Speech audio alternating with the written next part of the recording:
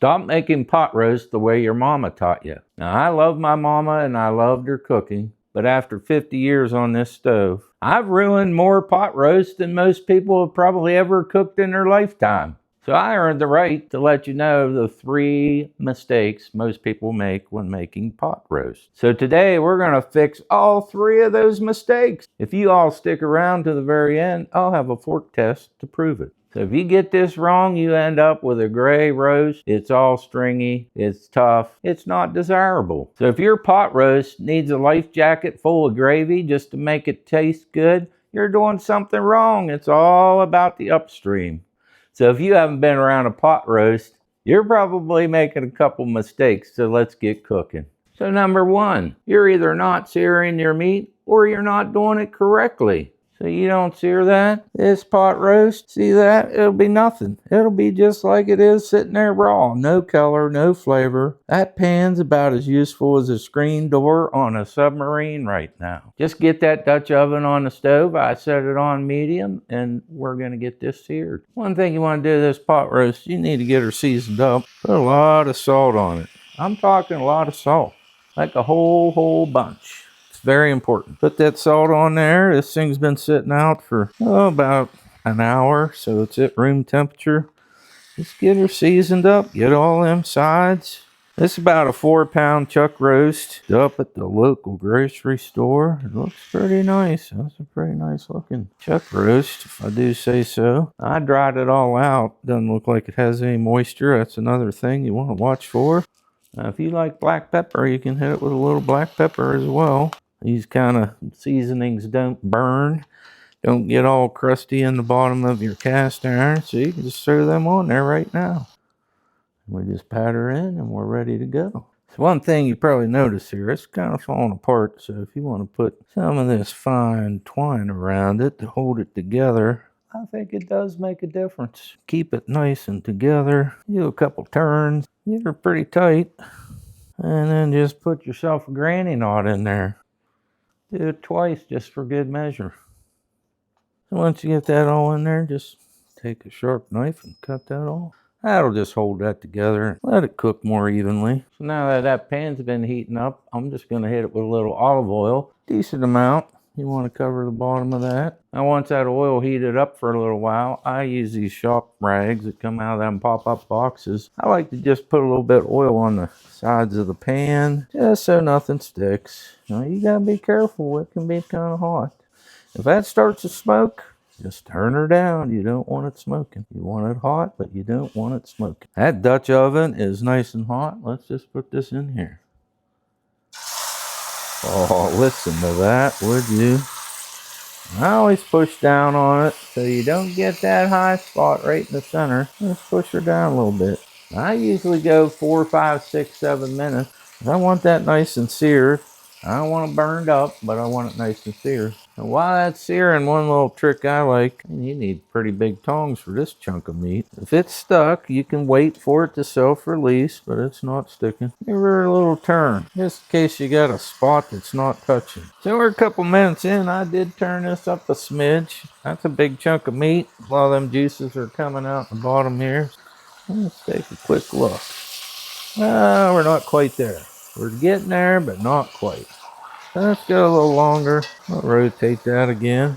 It's going to be good, just telling you. When I do that fork pull apart test at the end, off the chain, just saying. We've probably been about 5, 6, 7 minutes or so. I think we're probably seared. This thing's pretty big. These tongs don't want to fit over it.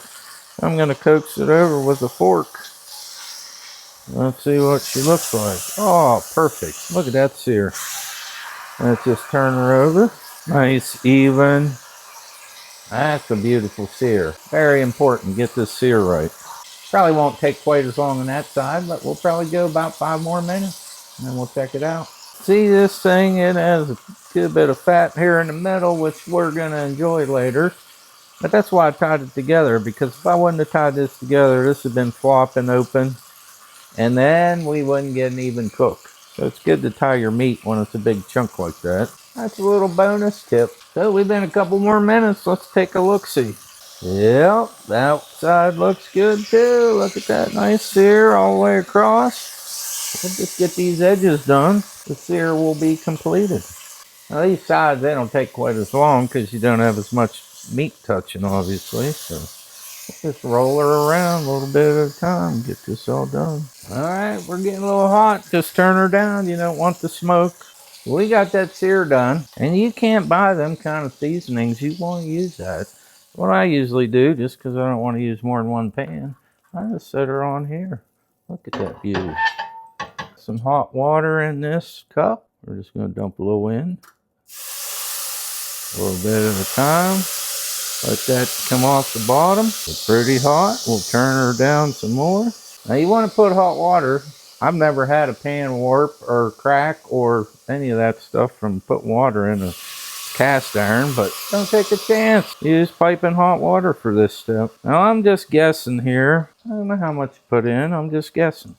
I'm basing it on how thick that piece of roast is, that chuck roast. So we put about that much. I don't know how big this is.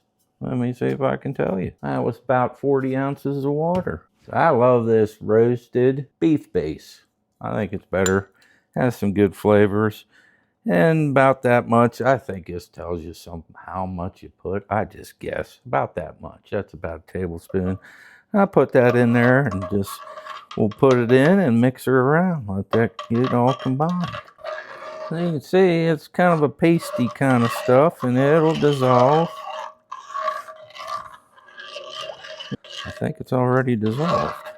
So that stuff gives some really nice flavor and you don't have to mess around. It stays in the fridge. It lasts a long time. I just like it better than the cartons of the juicy kind. Just make it as you need it. You gotta love that Lodge cast iron. Listen to that. I just think it's amazing.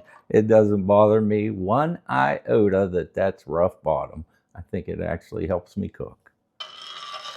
It's noisy though for videos. Now we got our juice in there. We'll just put this meat back in here.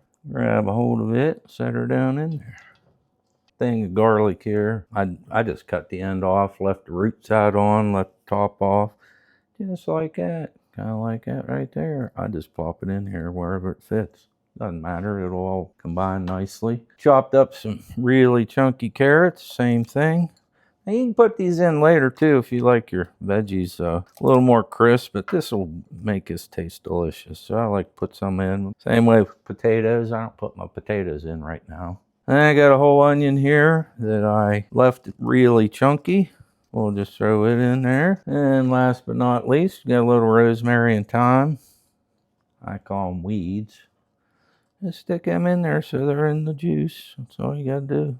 It doesn't matter where these things are, just stick them in there. Just so they're in the juice. Now, if you want to kick it up a notch, you can use anything you want. Some Mrs. Dash, just throw a little bit of that on there if you want. That's the garlic and herb. This is the onion and herb. You can throw a little bit of that in there if you'd like. We got natural stuff in there too. Here's some dry rosemary. We already got a little bit, but let's just put a couple dabs of that in there. And we got some dried thyme. So we'll throw that in there as well. Now this isn't a required step, but it'll make it taste good.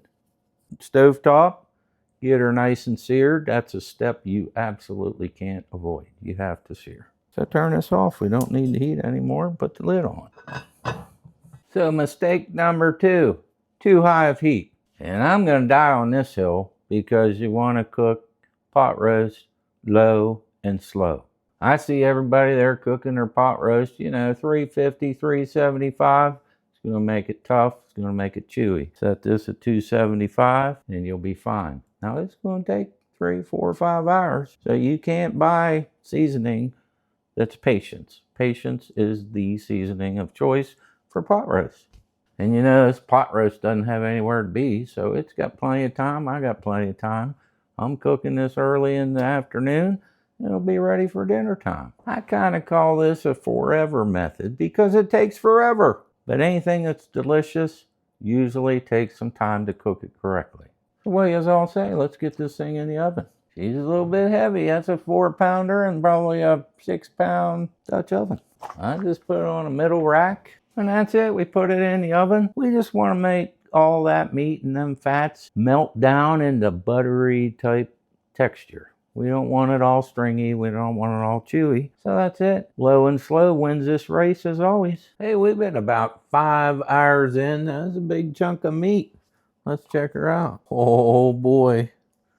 I'm not going to ruin that fork test yet. I'm just going to throw some taters in here.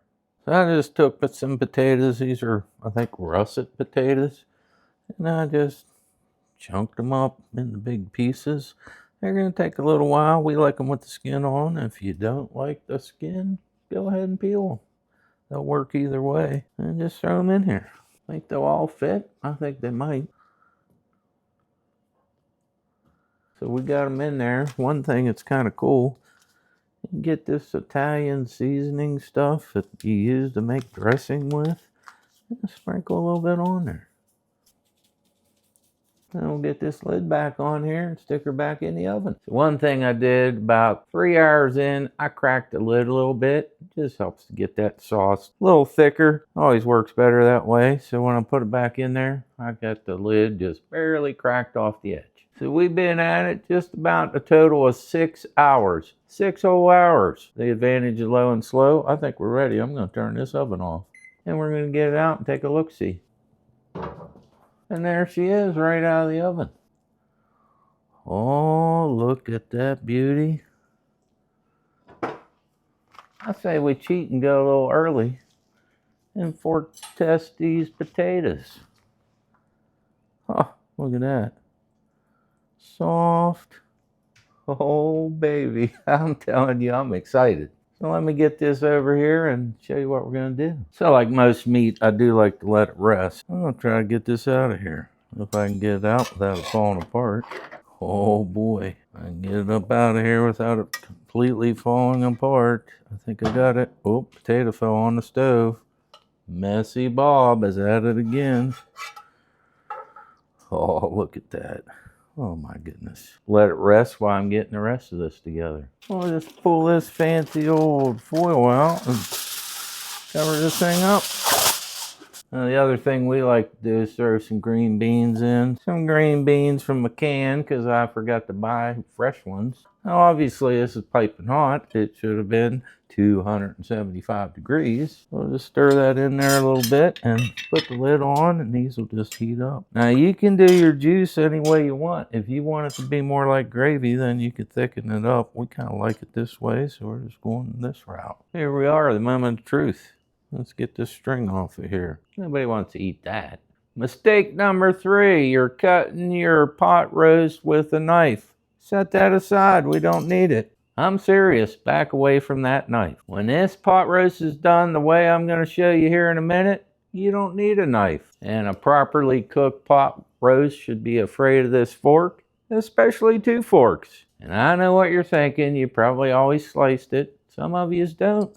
This thing should just pull apart. All right, if you're still with me, I put out cooking videos every week. You might want to slip down there and hit that subscribe button. Let's see how this pulls apart. Just like we thought it would. It just pulls off of there. I threw me some over here on a plate. We like ours on some bread because I'm from West Virginia. That's called an open face roast beef sandwich. All that juice and them herbs. That is so good. Let's try one of these taters right here. Soft. Carrots soft. I don't know about you all, but that's some good pot roast. You try it out. You let me know how it worked for you. As always, I appreciate you watching my videos. And do me a favor. Keep cooking.